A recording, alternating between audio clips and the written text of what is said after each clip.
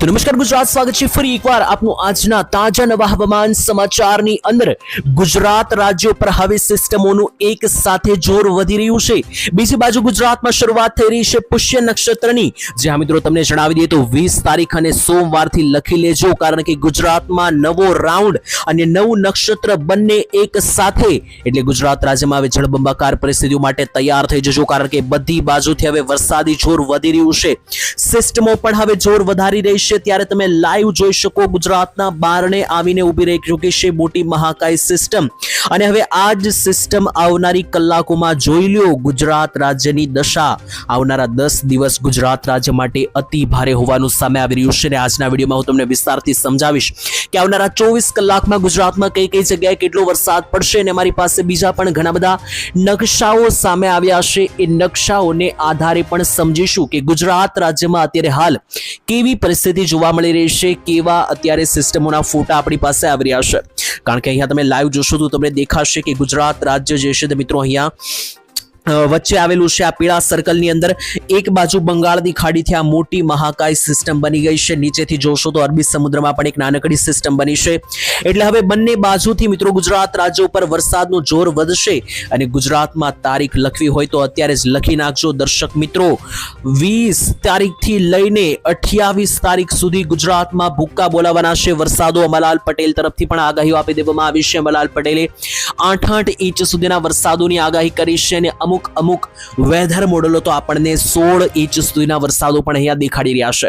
તો ચાલો મિત્રો, ટાઈમ નથી બગાડતા, આપણે વિસ્તારથી સમજીએ અને તારીખ સાથે તમને માહિતી આપવાની છે, એટલે મિત્રો તમને વિસ્તારથી સમજાઈ જાય। અને એક ગામના નામ સાથે તો તારીખની જ મિત્રો પહેલા વાત કરી લઈએ તો ગુજરાત રાજ્યની અંદર 19 તારીખ અને રવિવારની અંદર આખો દિવસ અતિ ભારે વરસાદ તૂટી પડ્યો છે। રવિવારનો દિવસ ગુજરાત રાજ્ય માટે અતિ કાળનો જોવા મળ્યો।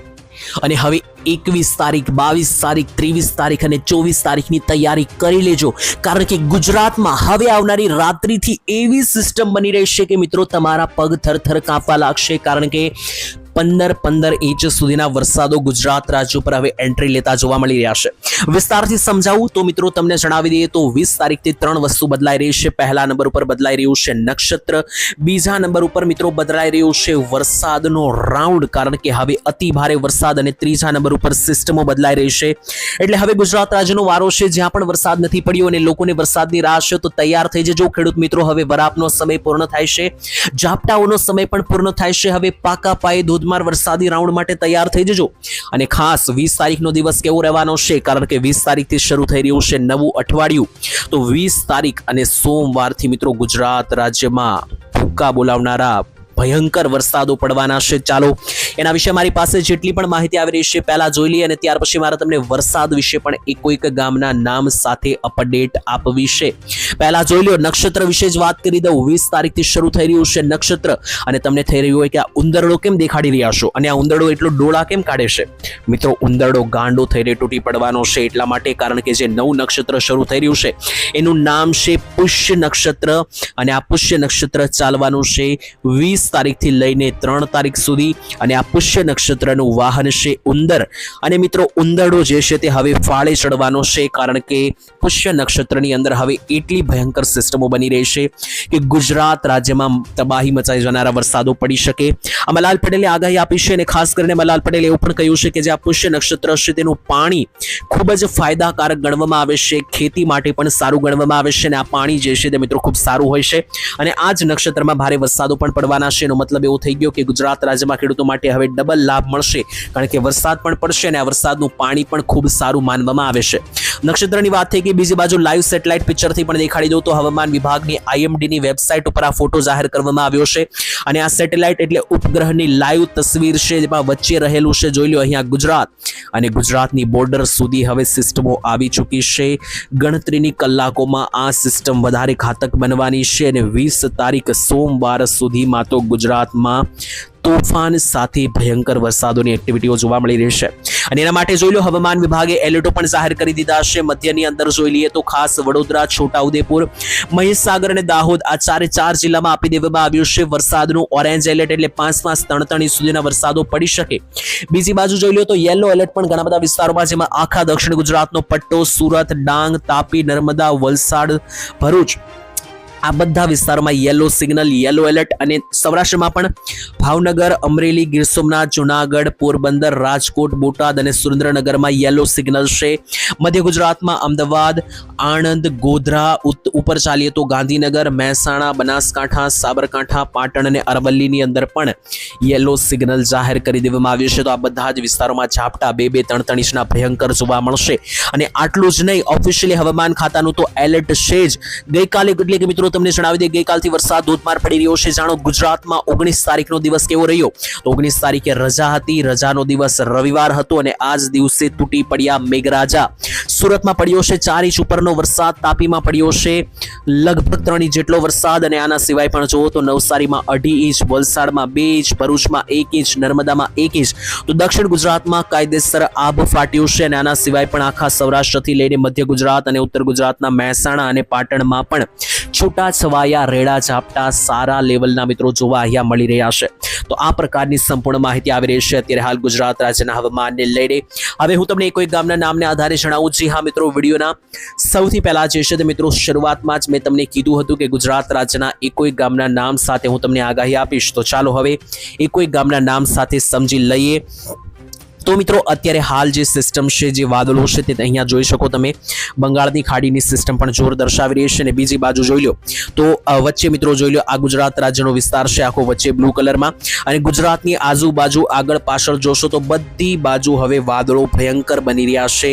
અને આ બધા જ વાદળો વરસાદનું એટલું જોર વધારવાના છે કે ગુજરાતમાં આવનારી કલાકો અતિ ભારે વરસાદ માટે તૈયાર રહેવું પડશે. તો ચાલો હવે મિત્રો ટાઈમ પાસ નથી કરતા અને કોઈ ગામના નામને આધારે સમજીએ કે ગુજરાતમાં આગામી કલાકોમાં કેવા વરસાદો પડવાના છે. પહેલા તો જે મધ્ય ગુજરાતનો ખાંચો છે ત્યાં ગાજવીજ સાથે અતિ ભયંકર વરસાદ રાત્રિ દરમિયાન પડતા જોવા મળી રહ્યા છે 20 તારીખ અને સોમવારની અંદર. તો 20 તારીખ સોમવાર વહેલી સવાર બપોર પછીથી લઈને રાત્રિ દરમિયાન કેટલો વરસાદ પડવાનો છે. એમાં મધ્ય ગુજરાતનો જે અમદાવાદ, ખંભાત, વડોદરા અને ભરૂચનો જે પટ્ટો છે, અંકલેશ્વર લાગુનો જે પટ્ટો છે, અહીંથી લઈને બોડેલી સુધીનો. તો ટૂંકમાં વડોદરા, છોટાઉદેપુર, ખંભાત, આણંદ, અમદાવાદ અને ભરૂચનો જે આ પટ્ટો છે કે વચ્ચે 4-5 મિત્રો જે આ જિલ્લાઓ આવેલા છે, આ ખાંચાની અંદર વીજળી સાથે ગાજવીજ સાથેના વરસાદો આવનારી કલાકોમાં ભૂક્કા બોલાવતા જોવા મળી રહ્યા છે. અને આટલું જ નહીં, દક્ષિણ ગુજરાતમાં પણ વરસાદી સિસ્ટમ લાગુ. જોઈ લો દક્ષિણ ગુજરાતમાં પણ પડશે સુરત, નવસારી, વલસાડ, બારડોલી અને વ્યારામાં ભારે વરસાદ. અને એની સાથે ઉપર પણ મિત્રો બાકીના સેન્ટરો તમે જોશો તો બાકીના સેન્ટરોમાં પણ જે આગાહી આવી રહી છે તે મુજબ મિત્રો નર્મદાથી લઈને જે તાપી ડાંગનો વિસ્તાર છે ત્યાં પણ આગળ હાઈ લેવલ, હાઈ ક્લાસની સિસ્ટમો છે. તેને કારણે છૂટાછવાયા મધ્યમ ભારે વરસાદની આગાહી રહેશે.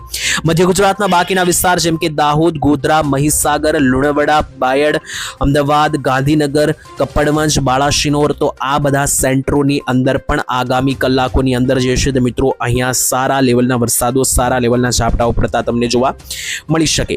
ઉત્તર ગુજરાતની વાત કરીએ તો ઉત્તર ગુજરાતમાં હજુ સિસ્ટમ ઘણી દૂર છે, છતાં પણ અમુક વિસ્તારમાં વરસાદ જોવા મળશે. જેમ કે મહેસાણા આસપાસ જોઈએ તો મહેસાણા, વિસનગર, ઊંઝા, સિદ્ધપુર, પાટણ, સામી, રોડા, રાધનપુર, મણિયારી અને એની ઉપર પણ તમે જોશો તો ભાટસણ, પાલનપુર, ડીસા અને એની સાથે મિત્રો સતાલસા, દાંતાના વિસ્તારો, ખેરાળુના વિસ્તારો છે, ખેડબ્રહ્મા છે, બનાસકાંઠા છે. આટલા વિસ્તારોમાં ઉત્તર ગુજરાતમાં વરસાદો જે છે તે મિત્રો ભયંકર ભૂક્કા બોલાવતા આવનારી કલાકોની અંદર તમને જોવા મળી શકે. બાકી જે પાટણ સાઈડ અને વાવથરાદ બાજુ કોઈ મોટા વરસાદની આગાહી નથી. કચ્છમાં પણ નલિયા લાગુના દરિયાકાંઠાને છોડી દો તો કોઈ મોટા વરસાદની આગાહી બીજી આવનારી કલાકોમાં નથી. આવી જાવ હવે મિત્રો સૌરાષ્ટ્રની અંદર. સૌરાષ્ટ્રમાં પણ તૈયાર થઈ જજો, કારણ કે 2 થી 3 જિલ્લામાં અતિ ભારે વરસાદ અને એનાથી મિત્રો ભારે વરસાદ રહેવાની પૂરેપૂરી રહેવાની છે તૈયારીઓ. જેમાં રાજકોટ અને બોટાદનો જે પટ્ટો છે જ્યાં આવેલું છે મિત્રો, અલગ અલગ સેન્ટરો આવેલા છે. જેમ કે બરવાડાના વિસ્તારોથી લઈને મિત્રો જે ગઢડા, સાળીંગપુર લાગુનો પટ્ટો છે, રાજકોટમાં જેતપર, ગોંડલના સેન્ટરો છે, ત્યાં ભારે વરસાદની સંભાવના રહેશે. ભાવનગર આસપાસ જોવો તો મહુવા લાગુના વિસ્તારોથી લઈને મિત્રો બાકીના પણ જે પટ્ટા છે, જેમ કે મહુવાથી લઈને જે પાલીતાણા, વલભીપુરના સેન્ટરો, બગદાણા, આ બધા વિસ્તારમાં વરસાદ પડી શકે.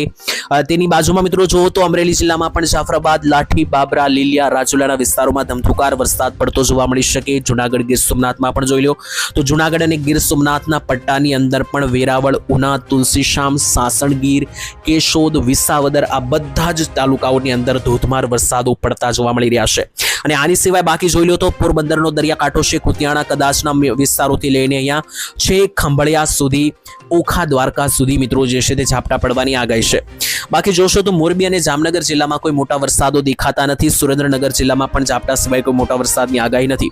હવે મિત્રો આ તો ધીમે ધીમે શરૂઆત થઈ રહી છે. 20 તારીખે હજુ કોઈ એટલો ભારે વરસાદ નહીં પડે, પરંતુ ધીમે ધીમે જેમ સમયગાળો આગળ વધશે તેમ આ સિસ્ટમ વધારે ખૂંખાર બનવાની છે. જેમ કે 20 તારીખની અપડેટ આપું તો 20 તારીખે તમે જોશો તો 20 તારીખે હજુ આ સિસ્ટમ જે છે તે ધીમી ધીમી ગુજરાત ઉપર આવશે, એટલે શરૂઆત થશે. 22 તારીખ પછી આ આખી સિસ્ટમ જેવી ગુજરાત ઉપરથી આ રીતના 22 થી લઈને 28 તરફ પસાર થશે, ત્યારે મિત્રો જોર વધતું જોવા મળશે. અને ત્યારે મિત્રો એક નવા વિડીયોના માધ્યમથી પણ અમે તમને અપડેટ આપી દઈશું. તો આજ માટે આટલું જ રાખીએ છીએ મિત્રો. વિડીયો અહીંયા સુધી જોયો તો વિડીયોને લાઈક કરી દેજો. તમે કયા ગામથી આ વિડીયો જોયો કમેન્ટમાં લખી દેજો. ફરી આપણે મળીશું આવતીકાલે એક નવા હવામાન સમાચારની અંદર. ત્યાં સુધી રજા આપશો. ધન્યવાદ. જય માતાજી, જય દ્વારકાધીશ.